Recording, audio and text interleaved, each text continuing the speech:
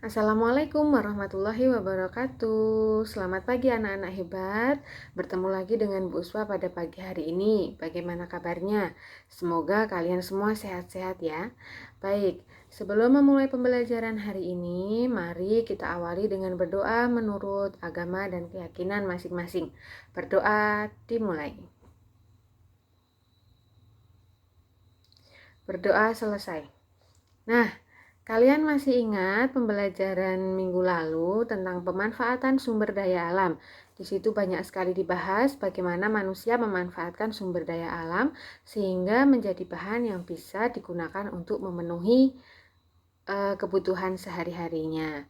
Nah, sebelum kita memasuki materi lanjutan dari materi pemanfaatan sumber daya alam, marilah kita bersama-sama menyanyikan lagu Garuda Pancasila agar lebih semangat.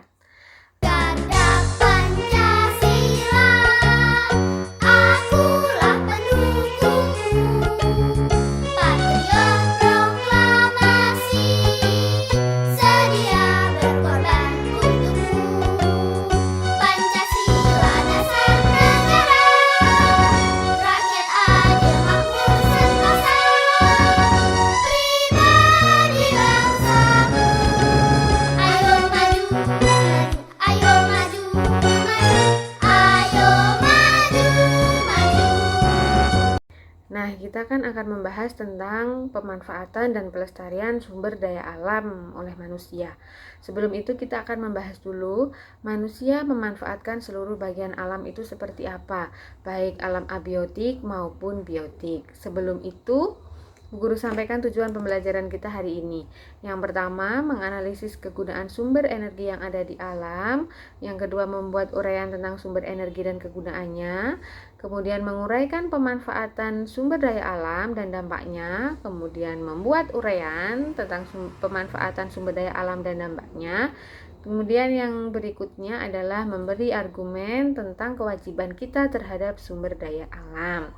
Baik, saya sampaikan kemarin agar kalian berdiskusi tentang lingkungan sekitar ya. Contohnya di sini yang pertama, manusia memanfaatkan penggilingan padi untuk mengolah padi menjadi beras. Kemudian manusia juga mengolah hewan sebagai ternak seperti di sini dicontohkan ada ayam dan juga sapi. Selain itu juga mengolah hasil laut, membuat garam dengan air laut. Kemudian ada juga pengolahan sawit menjadi minyak goreng. Berikutnya, selain yang tadi, manusia juga memanfaatkan alam pada bidang lain. Ini contohnya adalah bidang pertambangan. Mereka mengolah tambang sehingga bisa menghasilkan sesuatu yang memenuhi kebutuhan hidupnya. Nah, akan tetapi ada juga yang memanfaatkan alam dengan cara yang tidak benar dan merugikan. Mereka ini adalah orang-orang yang egois ya. Sebagai contohnya adalah mereka melakukan perusakan hutan dengan menebang besar-besaran. Ada juga yang mengambil kulit dari hewan-hewan langka seperti kulit harimau atau kulit buaya dijadikan bahan pakaian atau alat-alat sehari-hari. Mereka juga mengambil gading gajah untuk hiasan. Selain itu mereka juga mengambil selain kulit, ada yang mengambil bagian tubuh lain dari hewan yang dilindungi. Sehingga nanti hutan menjadi rusak, hewan-hewan terutama hewan-hewan langka ini akan menjadi punah. Nah, perubahan lingkungan yang disebabkan oleh manusia. Nah, tadi kan sebelumnya kita sudah membahas bagaimana manusia memanfaatkan alam dengan cara yang tidak benar. Nah, sekarang kita bahas dampaknya. Yang pertama, penebangan dan pembakaran hutan. Nah, ini menyebabkan hutan menjadi gundul, tandus, menyebabkan erosi dan sering terjadi banjir. Nah, akibatnya ke manusia sendiri ya. Anak-anak bisa melihat pada gambar itu. Kemudian yang kedua, penggunaan bahan-bahan kimia dan pestisida secara berlebihan. Nah, hal ini menyebabkan kerusakan kesuburan tanah yang nantinya tanah tersebut tidak subur. Yang berikutnya, eksploitasi sumber daya laut. Nah, yang ini, hewan laut yang dilindungi punah, ikan kecil laut tertangkap. Pengeboran di bawah laut juga bisa saja menyebabkan kebocoran atau mengganggu ekosistem laut. Seperti itu nggih contohnya. Kemudian ada lagi nih, perpindahan penduduk dikenal dengan penduduk urban ya. Dan akibatnya apa? Kepadatan penduduk, meningkatnya pengangguran, pemukiman menjadi semakin sempit. Nah, itu akibatnya ya. Kemudian yang berikutnya, pencemaran udara. Nah, pencemaran udara ini ada macam-macam. Ada dari kendaraan bermotor maupun dari pabrik. Sebabnya apa? Ya karena mereka menggunakan bahan-bahan yang bisa membuat udara tercemar, menyebabkan polusi udara dan bisa mengganggu kesehatan yang menghirup udara yang tidak bersih tersebut.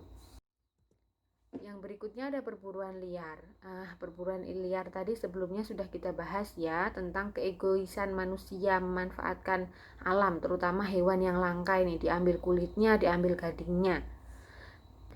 Yang selanjutnya di sini ada perusakan terumbu karang, yang jelas nanti akan keindahan karang laut yang tempat hidup rumahnya ikan-ikan itu menjadi rusak.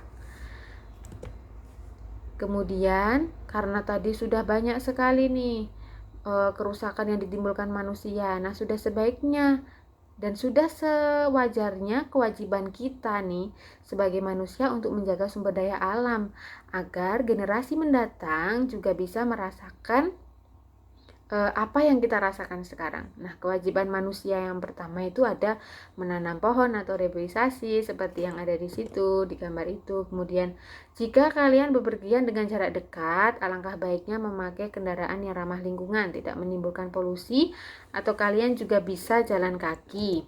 Kemudian bekerja sama untuk kerja bakti membersihkan lingkungan ya. Pasti anak-anak juga sering melakukan kerja bakti di sekolah atau di masyarakat. Kemudian selanjutnya membuang sampah pada tempatnya. Hal ini adalah hal yang sederhana tapi sering lupa. Ingat, membuang sampah pada tempatnya itu penting. Jangan dibuang di sembarang tempat, nanti menyebabkan pencemaran tanah. Kalau dibuang di sungai menyebabkan pencemaran sungai. Akibatnya sungai nanti terbendung, banjir nanti ya. Nah, ini salah satunya sebelumnya ada penduduk yang membuang sampah di sungai. Kemudian para relawan membersihkan sampah dari sungai-sungai tersebut agar sungainya tidak tersumbat. Nah, yang ini nih, anak-anak punya hewan di rumah.